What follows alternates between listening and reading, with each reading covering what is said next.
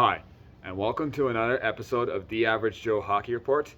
And you might be familiar with this guy because he was in we were in a video together for the Seattle Kraken expansion draft on Instagram Live. This is my best friend Brett, and I gave him a bit of homework yesterday. Today in this video, he's gonna say who are the 5 teams that have a huge mess right now in the NHL. So without further ado, you don't necessarily have to do it in a certain order or whatever. Or if you do have a ranking, so be it. But go ahead, say your teams. Okay, hello everybody. So my first team is the Anaheim Ducks, mainly because they lost out on getting the first overall draft pick. They do have some young, good players, but I think not getting Connor Bedard really hurts them. Um, so I could see why you say that, but I mean, like, Anaheim still has the second overall pick, and they could go all the way out in left field and actually take Matvei Michkov, considering Trevor Zegras and Mason McTavish are both centers, and Cam Fowler's still there. They have a good prospect on. They have 2 good defensive prospects in young guys, that is, in what was it? There was Pavel Mintyukov and Jamie Drysdale. Sorry, geez, almost forgot his name. So they are a bit of a mess right now. I wouldn't say they're a huge mess. I think there is some direction towards the team. I think they are in a rebuild, but I could see why you say Anaheim. So what's your next team? My next team is Columbus. Again, they got Johnny Gaudreau last year, but that did not go so well. Didn't get again Connor Bedard this year. Patrick Laine had another not so great year. They just don't have a lot of talent, and it doesn't seem like players want to play there other than Gaudreau, who went there. I just think that they're in big trouble in the next few years. Okay, so I understand your point there, but I do like some of their drafting, what they've done. They've got Kent Johnson in the system. They've got Cole Sillinger. They've acquired defensive prospects in Jake Bean and Adam Boqvist. I think they're still promising or whatnot. And we'll see who this third overall pick is. So, yes, they're in a bit of a mess right now, but I do like their prospect pool. So that could possibly carry them out of the basement. And it's just a matter of now addressing the goaltending right now. Yes. And then just more or less like seeing who they get as a coach. All right, who's your other team, third team? I think we can both agree on this one, the Arizona Coyotes. First of all, the biggest thing is where are they going to play?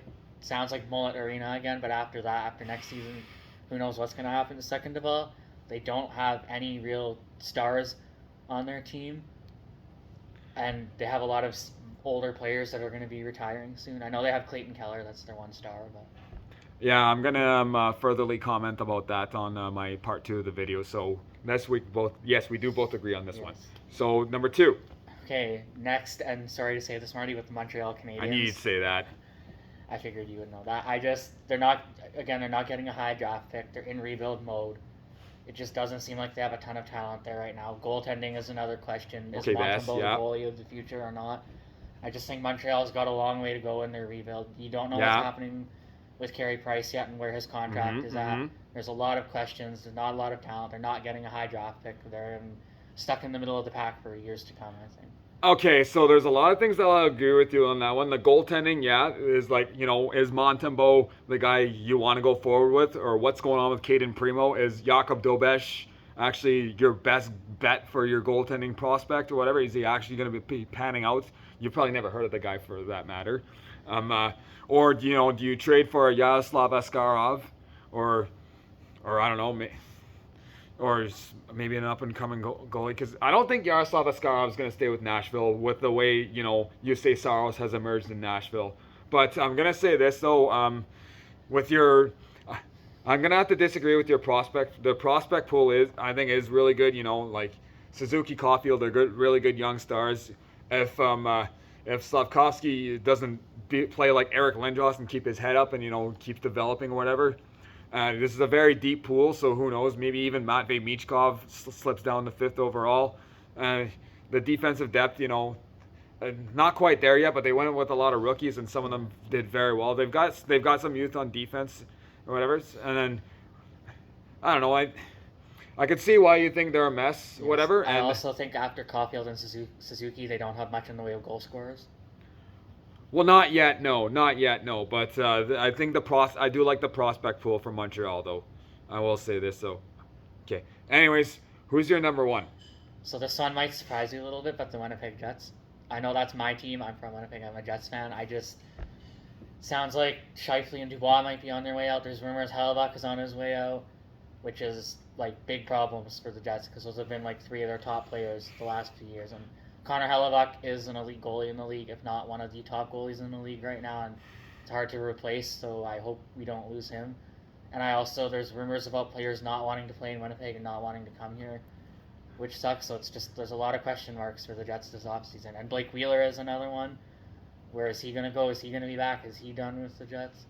Okay, so on that regard, we actually, we're 6 minutes into the video. We could probably actually do my 5 picks for who I think is the biggest mess in the NHL right now.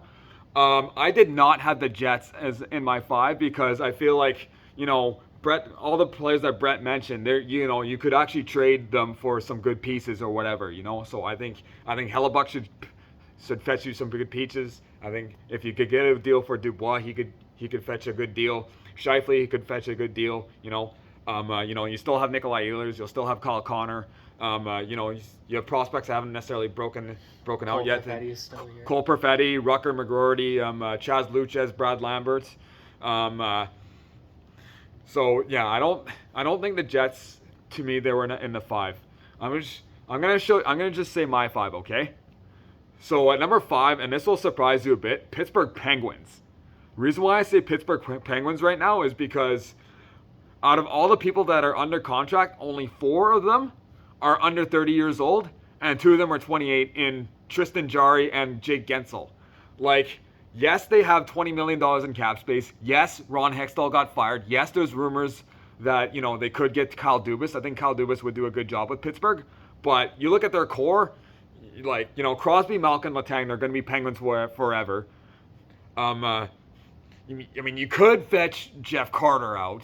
He's got 1 year left on his contract, but he'd be more or less for playoff experience. No one wants Brian Rust's contract. No one wants Jeff Petry's contract. Petry, who he got traded for Mike Matheson, and he played 13 more games than Matheson, and Matheson still had 3 more points than he did. And Matheson played on the worst team. So Pittsburgh, it's just not looking good. The core's too old. The goaltending is very iffy. The defensive depth, you kind of wonder. I'm not surprised they missed the playoffs, and it could be even worse from there. Number 4, Philadelphia Flyers. The offense, Morgan Frost and Owen Tippett, yeah, okay, they're sort of emerging. One got 19 goals, the other almost had 30, he had 27 goals, but the offense just isn't there. Like, Kevin Hayes was their leading scorer. Or is it connecting? One of the two. Regardless, the offense wasn't necessarily all there, whatever. I don't think John Tortorella is the right guy, or whatever. Yes, they fired Cliff Fletcher, but there's a lot of work. There's a lot of work to be done, and the prospects pool is not necessarily all that promising, and just the direction of the team, I just don't necessarily know where it goes from there. At number 3, we have the Vancouver Canucks. The Vancouver Canucks, it's just, between, having only one legit good defenseman in Quinn Hughes. At one point, Tyler Myers and Oliver Ekman-Larsson, both bad contracts, by the way, and they had some of the worst advanced analytics as a D pairing or whatever. Tucker Pullman. Well, Tucker Pullman's just a depth guy, but yeah, they don't need depth guys. They need actually legit defensemen. From that to the handling of the Bruce Boudreau firing, and I don't think Rick Tocchet, is going to do any better or whatever. To you traded Bo Horvat away. You have JT Miller's bad contract. It's just a bad mix of bad contracts and just lack of depth on defense and whatnot. I do like some of their prospects. I like Vasily Podkolzin. Andrei Kuzmenko had a pretty good season or whatever. And I will say this too: Tyler Myers is on his last year of his contract at $6 million, but Vancouver just a lot of work to do. Okay, at number 2, we've got the Chicago Blackhawks. The Chicago Blackhawks, between between, you know, all the scandals that occurred, the cringy Rocky Warts town hall meeting, whatever, and they basically gutted everything for Connor Bedard. The only guy left. Yes. The only guy left is Seth Jones, basically. And eventually, Seth Jones, that contract at $9, I think his cap hit is $9 million. Eventually, that's. Jonathan Toews is still there, as of Yeah. now. Yeah, but his contract expires. I thought he was retired. Well, No. I thought he was. He Well, we'll see. hasn't said anything yet. Hasn't said anything yet, but he's a UFA, and who knows? He said it was his last game as a Blackhawk when he played. Said it could be. Could be. Might be. Yeah. Again, well, that just adds to it then, Yes. though. That just adds to it. So like Connor Bedard is basically going to be alone on an island, unless you maybe resign Andreas Athanasiou. I don't know. Hey, it's just it's basically now Chicago's between all the scandals and the way that the lack of youth development, you know, from trading away too many of their guys that I liked, you know, Dominic Kubalik, Kirby Dach, Alex DeBrincat. There's probably others you can name. Just the direction and just everything is just not going right. You know, Connor Bedard is going to be exciting. Is an exciting player to watch, whatever. But it's just doesn't just. That's the only thing pretty much going on for Chicago, basically. And number one, and we could both agree with this, Arizona Coyotes. The Arizona Coyotes, like, you know, I criticized them for passing up on Shane Wright, and they took Logan Cooley. You know, we don't necessarily know what their arena situation is. I don't know. They just don't seem to be serious. They don't seem to be making steps to contend. They did sort of when they had John Chayka, when he brought in like Phil Kessel and whatnot, and Darcy Kemper, and they made the playoffs at one point. But just ever since, you know, is this team going to Salt Lake City now? Which is rumors that I heard. Just not looking good. Yeah, it's too bad it didn't work out in Glendale for them. I was just where that arena used to be in Glendale in March. And it's awesome area. It's restaurants and shops and bars and awesome atmosphere. It just too far away from Phoenix itself, and I don't know. It's just, I guess. Well, yeah, like there's another thing too. It's like it doesn't seem like any city wants them, you know. So now they're at Mullet Arena. Oh my goodness, just which is, you know, the jokes just keep going on and on and on. So yeah. Okay, so this video is mostly based on opinion and may have no implications as to how these teams do, and maybe there's some other teams that you feel, you know, you are a bigger mess than those teams, or whatever. So remember, if we're wrong, don't belittle us, educate us. Take care, everyone, and follow my Instagram account, The Average Joe Hockey Report, and my YouTube channel, Marty Tommy, in parentheses, Average Joe Hockey Report. Thank you, everybody. Yes, thank you. Thanks for having me on. Absolutely. We got to do this again for sure. Yes. Yes.